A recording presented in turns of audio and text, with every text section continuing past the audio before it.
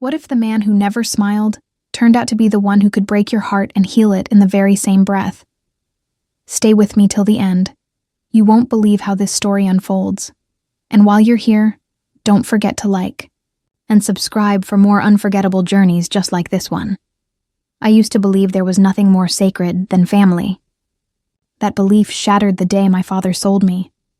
I can still hear the sound of the pen scratching across paper, the weight of it heavier than any vow I had ever imagined taking. It was supposed to be a simple signature, just ink on a page. But that contract, it stole everything I thought I owned, my future, my freedom, my name. My father never looked me in the eye when he signed it. We sat in the tiny back room of our family's tailor shop, the scent of steamed fabric and cedarwood heavy in the air. That smell had cradled my childhood. Late nights watching my father stitch wedding gowns by hand while my mother hummed lullabies in the kitchen. But tonight, that smell felt like the slow suffocation of a life I was about to lose. Vincent Reed stood across the table, tall and terrifying in his tailored black suit. The dim light of the shop flickered against his sharp jawline and hollow, unsmiling mouth. They called him the man who never smiled, and in that moment, I understood why.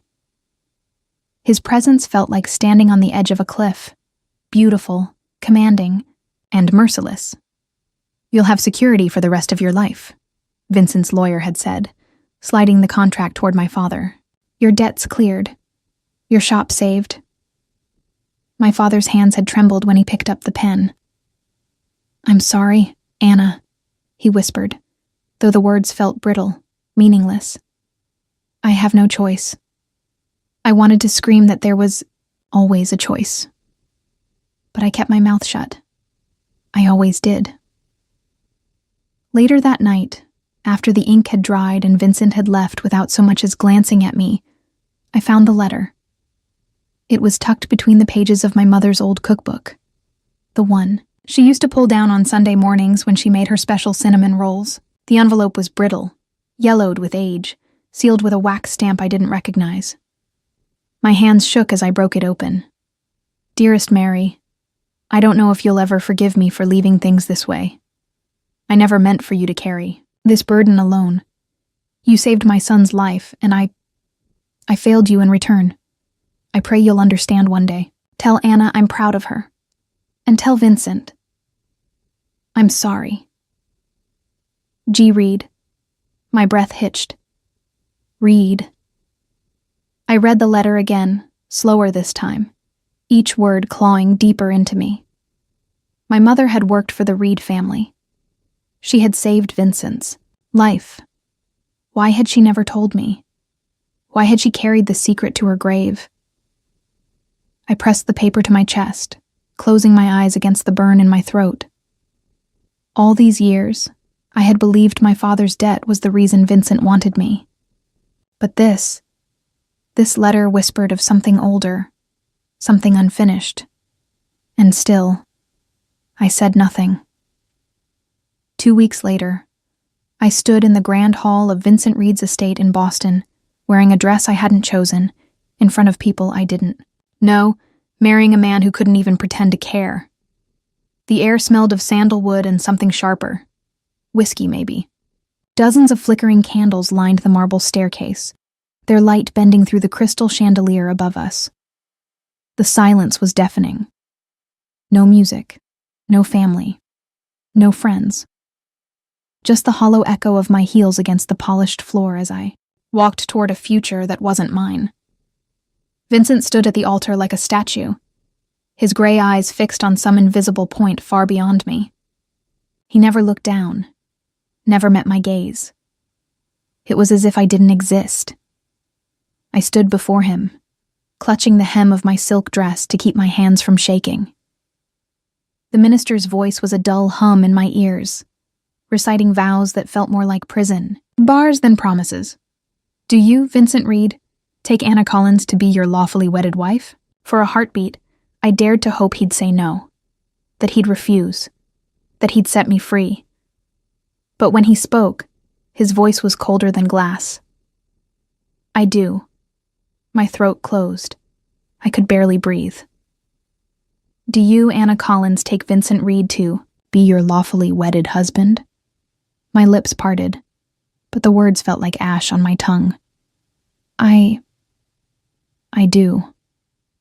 The ring was cool against my skin, slipped onto my finger by hands that felt like stone.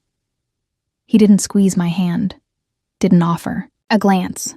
He turned before the minister could finish pronouncing us husband and wife, already walking away.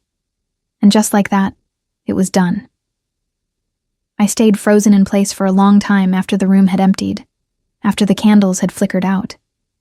I ran my fingers over the edge of my mother's letter, hidden safely in the pocket of my dress. What had she meant when she wrote, "Tell Vincent"? I'm sorry. I had no answers. Only a marriage born of silence and debt. And the growing ache of knowing I had become nothing more than a name on a contract. I lifted my chin, swallowed my fear, and told myself the same lie I had whispered every night since the deal was struck. I'll survive this. I have to. The penthouse was nothing like I had imagined. It was colder, quieter, like a museum no one dared to live in. Floor-to-ceiling windows framed the Boston skyline, 1,000 lights blinking like distant stars. The city felt miles away, untouchable. A glass fortress high above the noise of the real world. But no matter how far up we were, I couldn't shake the feeling that I was suffocating. Vincent didn't speak on the ride here. He didn't speak when he unlocked the door. And he certainly didn't speak as he pointed down a dim hallway to the guest wing of the penthouse, second door on the left. He said flatly, "No welcome home. No good night. Just that." I stood there clutching the skirt of my dress, waiting for something, anything, that might feel human. But Vincent turned his back and disappeared into his study, leaving me alone in a space that didn't belong to either of us. I wandered to the guest room, my heels clicking softly against the hardwood floor. The room was beautiful, I supposed. Minimalist. Perfect. A king-sized bed, untouched white linens, a sleek dresser that looked like it had never held a single belonging. I peeled off the dress that felt more like a shroud than silk and slipped into an old sweater I had stuffed into my small suitcase. I should have stayed there. I should have closed the door, pulled the covers over my head, and forgotten the world outside. But the loneliness gnawed at me. So I did the only thing I knew how to do when the silence became too loud. I went to the kitchen to make tea. The cabinets were stocked with glassware and polished dishes, all perfectly arranged, untouched. But hidden on the highest shelf, pushed to the back, I found a worn ceramic teapot, cracked along the handle, slightly chipped at the base. I ran my fingers over the rough edges, a lump rising in my throat. My mother used to have one just like it, the same off-white glaze, the same tiny imperfection near the spout. She would hum while it steeped, folding laundry or brushing flour off her hands. I could almost hear her now, that soft tune floating through the kitchen of our tiny home back in Maine. I closed my eyes, clutching the teapot to my chest. I miss you, Mom. I don't know how to do this without you. I filled the pot with water, turned on the kettle, and waited for the hiss of steam to break the quiet. The scent of chamomile slowly filled the air, soft and familiar, like an anchor in a world that no longer felt real. I poured a cup and stood by the window, staring out at the endless city lights. Somewhere out there, my father was probably sitting, alone in the shop, nursing a cup of coffee that had long since gone cold. I wondered if he felt relief or regret. The floor creaked softly behind me. I turned, startled. Vincent stood in the doorway. I hadn't heard him come in. He leaned against the frame, his arms crossed over his chest, sleeves rolled up to his elbows. His tie was gone, the first 2 buttons of his shirt undone. His face, though still unreadable, seemed less like stone and more like shadow, like something breaking beneath the surface. "You drink tea before bed?" he asked, voice low and rough. I clutched the cup tighter, unsure how to answer. He'd barely acknowledged me for days. Why now? Yes, I managed softly. My mom used to make it when I couldn't sleep. He nodded once, stepping into the room. I tensed, bracing for whatever came next, but he didn't move any closer. Instead, his eyes drifted to the old teapot on the counter. That belonged to my mother, he murmured, almost to himself. I blinked, surprised. I thought it looked like one my mom had, I whispered, my throat tightening. His gaze snapped to mine, sharp and searching, as if he were trying to piece something together. For a moment, neither of us spoke. The air between us stretched thin, fragile. You look like her, he said quietly. I swallowed hard. My mother? He nodded again, slower this time. I remember her. She worked for my family, years ago. The room tilted, the floor slipping out from under me. You knew her? I choked out. He ran a hand through his hair, his jaw tightening. She saved my life once. When I was 8, I fell into the river behind the estate. She pulled me out. My chest ached. I thought of the letter, of the apology she had written to him, to his father. Why had she never told me? Why didn't you say anything? I whispered, tears stinging my eyes. He looked away, as if the weight of the memory was too much to bear. I didn't want this to be about pity or guilt. His voice cracked, just barely. I thought, if I could repay the debt, I could let it go. Repay the debt. Was that all I was? A payment for a life saved long ago? I felt the familiar burn of betrayal rising in my chest, but it tangled with something else. Something I couldn't name. He had known my mother. He had remembered her. And somehow, that made the silence between us feel heavier than before. I turned back to the window, clutching the teacup to my chest like a shield. My reflection stared back at me, pale and lost. A stranger in a stranger's home. I'm going to bed, I whispered, unable to bear the weight of his gaze any longer. I didn't wait for his response. I walked down the hall, closing the guest room door softly behind me, my heart pounding in my ears. But even as I lay down, the letter hidden beneath my pillow, I couldn't shake the sound of his voice. You look like her. I didn't know what scared me more, what that meant for him, or what it might mean for me. The sun rose the next morning, but the weight in my chest didn't lift with it. I stayed in bed long after the light had filled the room, clutching the letter I'd tucked beneath my pillow. The words blurred as I read them again and again, as if somewhere between the lines I might find an explanation that made any of this feel less cruel. Tell Vincent, I'm sorry. I didn't understand.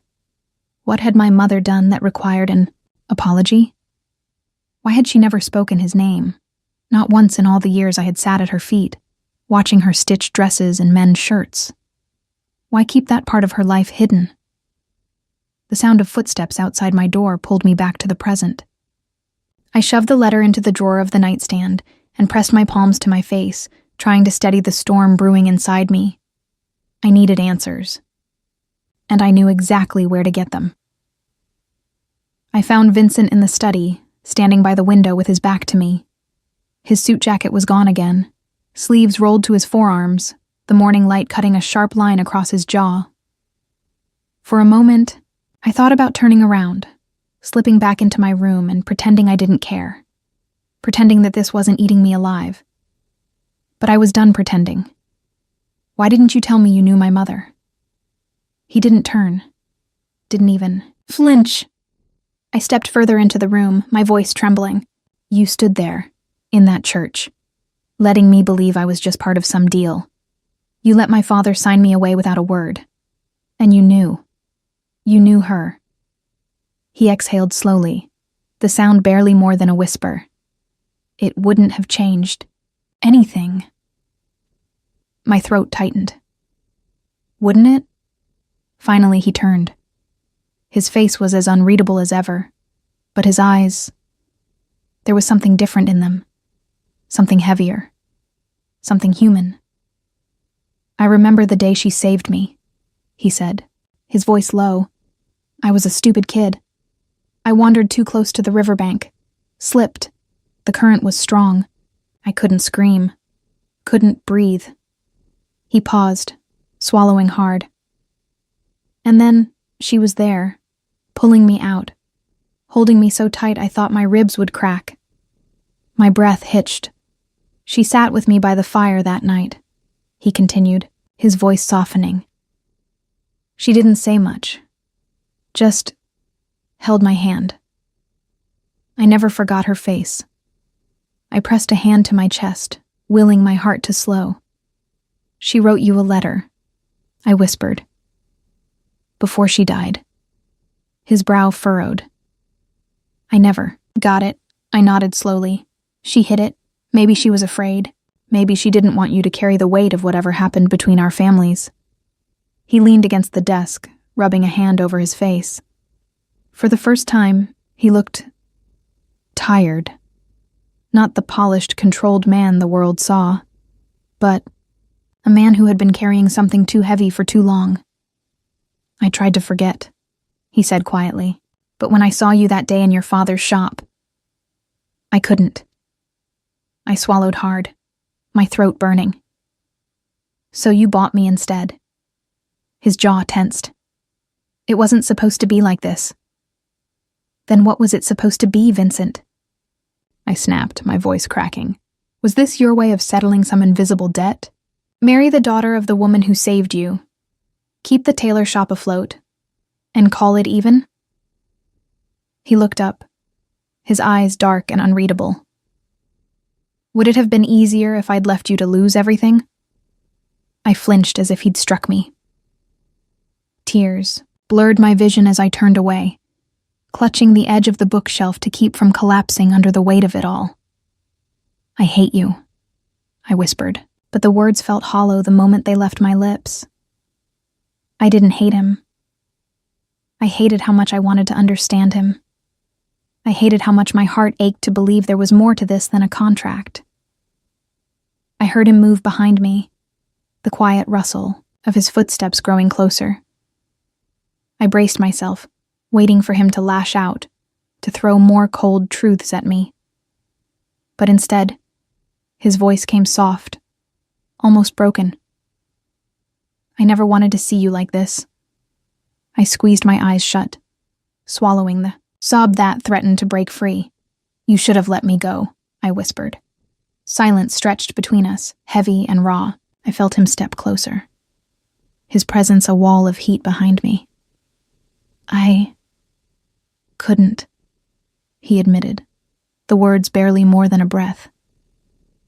"Not after seeing you again. Not after remembering her." I turned slowly, my heart pounding. His face was inches from mine, the mask of indifference cracked wide open. I saw it all, the guilt, the anger, the fear. "Why me, Vincent?"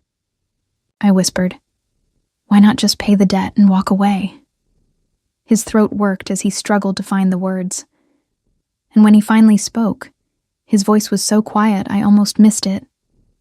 "Because you reminded me of her. And because I didn't want to forget." I felt my knees weaken, my breath catching in my throat. I wanted to hate him, but standing there, looking into the eyes of the man who had haunted every corner of my mind since the day he took my name, I couldn't, because somewhere deep down, beneath the betrayal and the pain, I saw the boy who had been saved once. And maybe, just maybe, he was trying to save me now. I tried to avoid him after that. I tried to build walls higher than the guilt and sharper than the words we'd exchanged. But every time I caught my breath, every time I thought I'd found distance again, he was there. I avoided meals in the dining room. I took my tea later, after I knew the lights in his study had gone dark. I even started walking circles around the penthouse when I couldn't sleep, just to keep the silence from caving in on me. But the silence always knew how to find me. That night, I thought I was alone again. I stood by the window in the guest room, watching rain streak across the glass. Boston's skyline blurred in the mist, the city breathing without me, like it always had. I pressed, my palm against the cool pane, remembering what it felt like to belong somewhere, anywhere, that didn't feel like a cage. Behind me, the door creaked open. I froze, breath catching in my throat. Not again. Not tonight. Anna. His voice was lower than usual, as if he'd swallowed every sharp edge. He didn't sound like the Vincent who had signed my life away. He sounded like a man who wasn't sure if he was allowed to speak my name out loud. I didn't turn around. I couldn't. I told you I didn't want this, I whispered, hating how small my voice sounded. So why won't you let me go? His footsteps moved closer, slow and measured, stopping just behind me. I felt his presence before I heard, his breath, warm and steady, ghosting across the back of my neck. I tried. He said softly, God, Anna. I tried. I bit down on my lip, willing the tears not to come. You can stop pretending this is anything more than duty. He let out a breath, something between a laugh and a curse. Duty doesn't keep me awake at night. I swallowed hard, my hands curling into fists at my sides. His next words landed like a stone in my chest. You do. My knees weakened, and before I could move, he reached out, slowly, as if giving me time to pull away. But I didn't. I couldn't. His hand slid around my waist, fingers trembling slightly as they splayed over my stomach, pulling me back against him. I felt the rise and fall of his chest, the warmth of his breath against my temple. You think I don't see you? He whispered. You think I don't hear you moving through this place like you're already a ghost? I shut my eyes, fighting, the shiver that raced down my spine. You told me I was part of a contract. I choked out. That's all I've ever been to you. His grip tightened. Not hard, not forceful, but enough to keep me from slipping away. You were. Once. Swallowed hard, tears burning at the corners of my eyes. Then let me go. No. That single word cracked something open inside me. No? I whispered, breath hitching. Why? His forehead pressed against the back of my head, his voice breaking like glass. Because somewhere between the contract and tonight, I forgot how to let you go. My heart pounded so loud I thought he could hear it. I turned slowly, forcing myself to face him. His expression was raw, unguarded in a way I had never seen before. The cold, untouchable man I'd married was gone, and in his place stood a man unraveling before my eyes. I didn't know who moved first. Maybe it was both of us. Maybe it was neither. All I know is that one moment we were standing apart, and the next I was in his arms, his mouth on mine. It wasn't like I had imagined it would be. Forceful, angry, claiming. No. It was worse. It was slow. Careful. Like he was terrified I'd vanish if he moved too fast. His lips hovered over mine, breathing me in before pressing down with a tenderness that stole the air from my lungs. I melted into him, my fingers curling into the fabric of his shirt, clutching him like a lifeline. He pulled back just enough to rest his forehead against mine. Tell me to stop, he whispered, his voice cracking. I should have. God, I should have. But the words never came. I slid my hands to his face, cupping his jaw as I shook my head. Don't, I breathed. Please, don't. Something inside him shattered. He kissed me again, deeper this time, his hands trembling as they mapped every inch of my skin, as if he was learning me by memory, like he never wanted to forget what it felt like to hold something real. I let him. I let him take every piece of me I had tried so hard to protect. And when the night stretched into something softer, slower, when I lay tangled in the sheets with my head on his chest, I realized something terrifying. I wasn't broken anymore. Had let him claim me. And somewhere in the wreckage of us, I had claimed him, too. The next morning felt like waking from a dream I wasn't ready to leave behind. I lay still in the soft gray light, listening to the steady rhythm of his breathing. Beside me, Vincent hadn't moved since he'd fallen asleep. His arm was still draped across my waist, his hand resting against my ribs, like he was afraid I'd slip away if he let go. I turned my head, studying the lines of his face, the faint crease. Between his brows, the softness in his mouth I had never noticed before. He looked human, vulnerable even, and that terrified me. Because if this wasn't real, if I had imagined the man who had held me so gently last night, I wasn't sure I could survive waking up alone again. I slipped out of bed as quietly as I could, careful not to disturb him. Wrapping myself in the nearest sweater, I padded barefoot through the hallway toward the kitchen. I needed space, air, something to anchor me to the ground. I boiled water for tea, trying to shake the memory of his hands on my skin, his breath in my ear, the way he had whispered my name like it meant something. I didn't hear him come in. Couldn't sleep? Vincent's voice was lower than usual, hoarse with sleep. I startled, nearly dropping the mug in my hand. He stood in the doorway, shirt rumpled, hair slightly tousled. Real, tangible. Here. I swallowed hard. Just needed some air. He nodded, stepping into the room.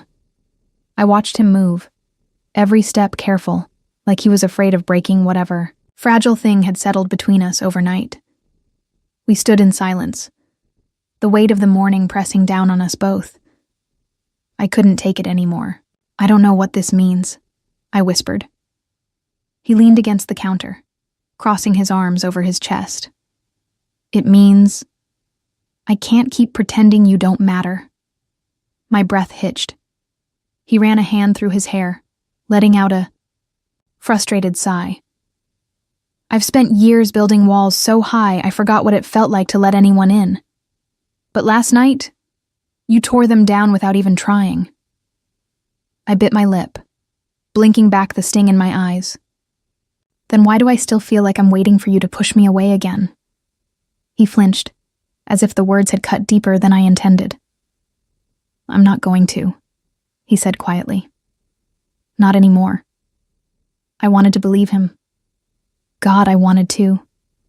But I needed proof. Something real. Not just words whispered in the dark. I set my mug down on the counter, turning to face him fully. Why me, Vincent? I asked, voice trembling. Why save the shop? Why all of this? He swallowed hard, looking away like the weight of the answer might break him. Because you deserved more than to lose everything, he whispered.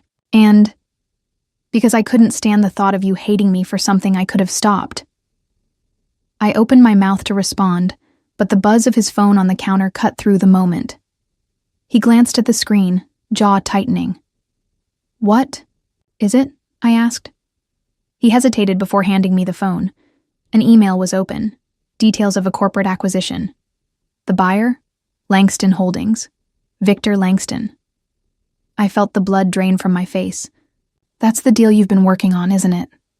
He nodded, jaw clenched. And you're pulling out? Another nod. Why? I breathed. He stepped closer, reaching for my hand. Because taking that deal would mean dragging you into that world. The press, the spotlight, the whispers. You'd be nothing more than a pawn in their game. I won't do that to you. Tears welled in my eyes. But that deal, it's worth millions. His grip tightened, eyes dark and steady. None of it matters if it costs me you. The words stole the breath from my lungs. He cupped my face gently, brushing a tear from my cheek. I've already paid the price for keeping you. I just didn't realize until now. You were worth every damn penny." Later that afternoon, I sat in the living room, staring out at the city, while Vincent made a phone call in the other room. I didn't know what to do with the quiet between us. For the first time, it didn't feel like a wall. It felt like possibility. The doorbell rang, pulling me from my thoughts. I padded toward the door, heart pounding when I saw who stood on the other side. "Dad?" My father stood there, hat in hand, looking smaller than I remembered. "May I come in?" he asked softly. I nodded, stepping aside. He glanced around the penthouse, his eyes heavy with something I couldn't name. And then he did something I never expected. He dropped to his knees. "Anna." "I'm so sorry," he choked out. "I thought I was saving you. I thought I was giving you a chance at something better. But all I did was sell you into a life I had no right to choose for you." I knelt beside him, tears streaming down my face. "Dad, I know I don't deserve your forgiveness," he whispered, "but I needed you to hear me say it." Before I could speak, Vincent appeared in the doorway, watching us silently. He crossed the room slowly, kneeling beside us. Reaching into his jacket, he pulled out a manila envelope and handed it to my father. My father opened it with shaking hands, eyes widening as he read the document inside. "The deed to the shop," he whispered. Vincent nodded. "It's yours. No conditions, no contracts." My father's voice broke. "Why?" Vincent's eyes met mine, soft and steady. "Because she deserves the freedom to choose." I'd spent years learning to read silence. Growing up in a house where grief spoke louder than words after my mother died, I had become fluent in every unspoken thing. A glance, a sigh. The way someone's shoulders tightened when they carried too much but said nothing at all. That was why I knew. When Vincent handed my father that deed, when he stood quietly by while my father wept on the floor of our home, he had given more than paper. He had given permission. Permission for me to leave. I waited for the guilt to press down on me like it always did. But it never came. Because somewhere deep down, I knew I wasn't going anywhere. The next morning, the house was unnervingly still. I stood by the window in the kitchen, staring at the skyline I had once resented. It didn't feel like a cage anymore. It felt like a question waiting to be answered. My hands moved on instinct, pulling down the old ceramic teapot, the one that had become my anchor in this place, and setting it on the stove. I reached for the cabinet, searching for chamomile, but my fingers brushed against something else. A small jar of honey, tucked in the corner. I froze. My mother used to keep honey in the same kind of jar. I had mentioned it once, offhandedly, weeks ago. He remembered. The kettle whistled softly. I poured the tea, added a spoonful of honey, and sat at the small table by the window. The morning sun cast long shadows across the floor, painting the room in gold. I closed my eyes and breathed in the steam, willing myself to find the courage I'd been searching for since the night Vincent held me like I was something he couldn't afford to lose. I heard him before I saw him, his footsteps soft, but sure as they crossed the threshold. I didn't turn. I didn't have to. He came to stand behind me, his hand resting on the back of the chair. His breath ghosted across my shoulder. "You're quiet this morning," he murmured. I swallowed hard. "I've been thinking." He pulled out the chair beside me and sat down, folding his hands on the table. "About leaving?" I turned to face him, my heart pounding. "No." His brow furrowed slightly like he didn't quite believe me. "I've spent so long feeling like I was trapped," I whispered, but I realized I was never trapped, was I? You let me go before I ever asked to be free. His throat worked as he swallowed. "I didn't know if you'd ever come back." I reached for his hand, hesitant at first, then braver as I laced my fingers through his. "You never really let me go," I whispered. "You just waited for me to choose you." His eyes darkened, the air between us thickening.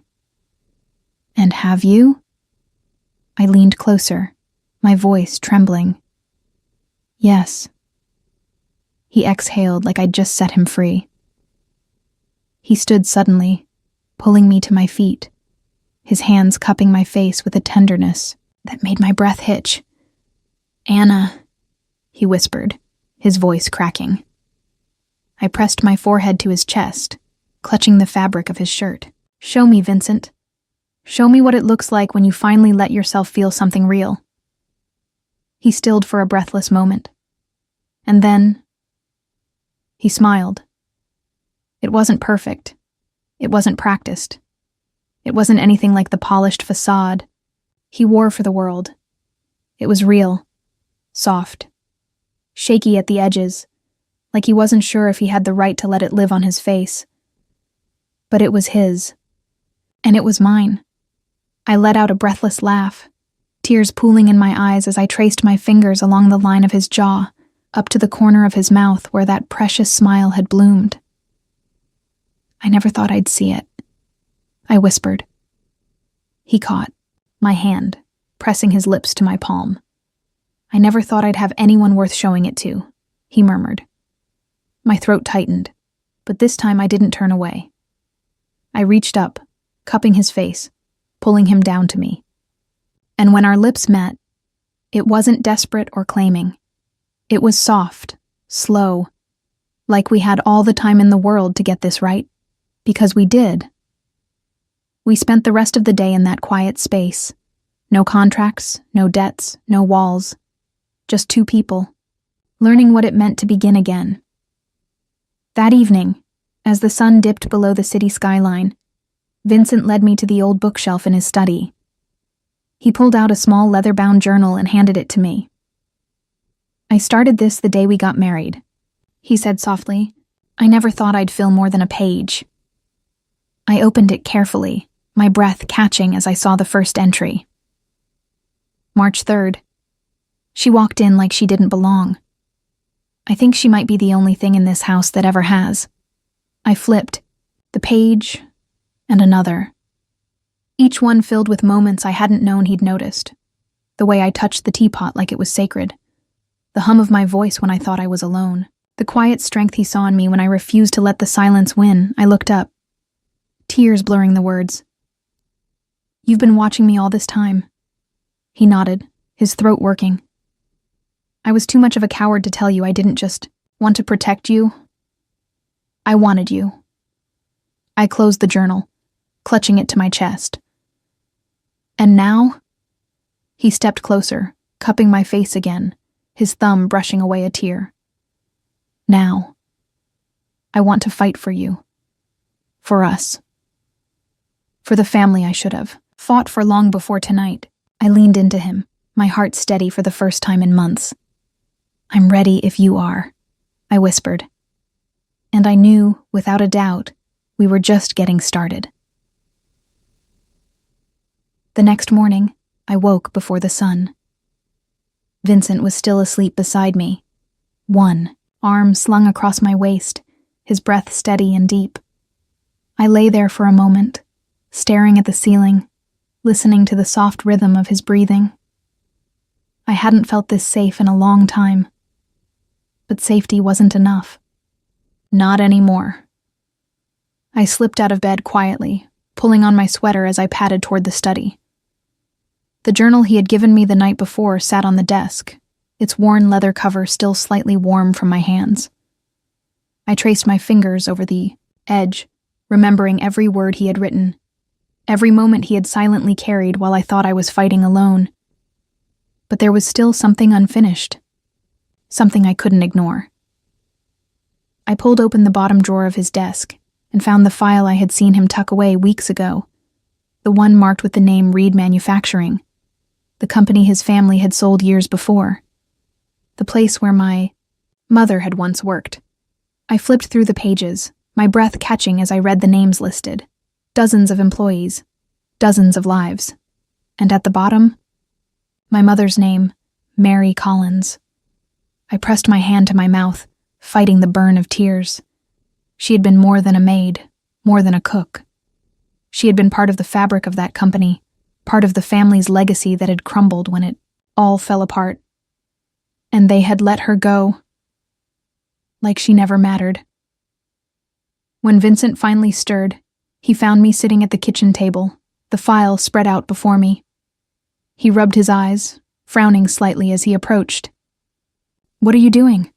I looked up, my voice steady but soft. "Finishing what she started." His brow furrowed, and I pushed the file toward him. "My mother wasn't just your housekeeper, Vincent. She worked in that factory. She was part of something bigger than both of us. And when your family walked away from all of this, they left those people behind. People like her." He let out a slow breath, sinking into the chair across from me. "I know." I blinked, startled. "You do?" He nodded, running a hand through his hair. "I've spent months trying to figure out what to do with this," he admitted. It felt too big, too messy. Like no matter what I did, it wouldn't be enough. I reached for his hand, lacing my fingers through his. Maybe it won't be enough. But doing nothing isn't who you are anymore. His throat worked as he swallowed. "What do you want me to do?"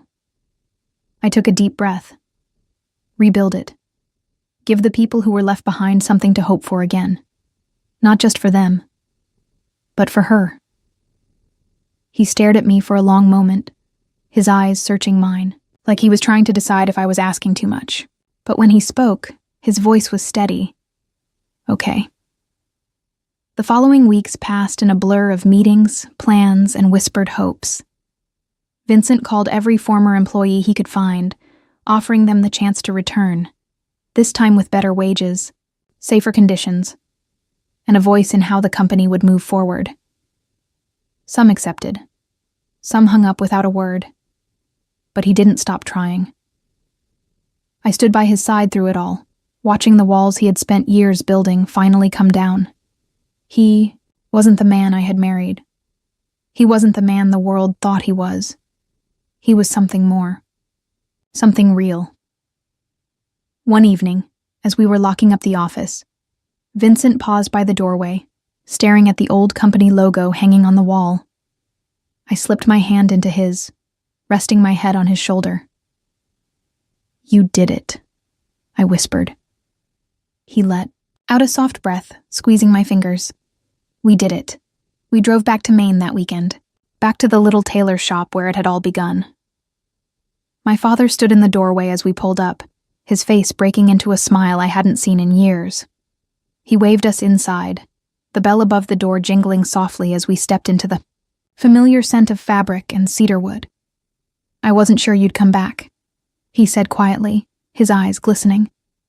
I crossed the room in 2 quick steps, wrapping my arms around him. "I'm home, Dad." He held me tighter than he had in years.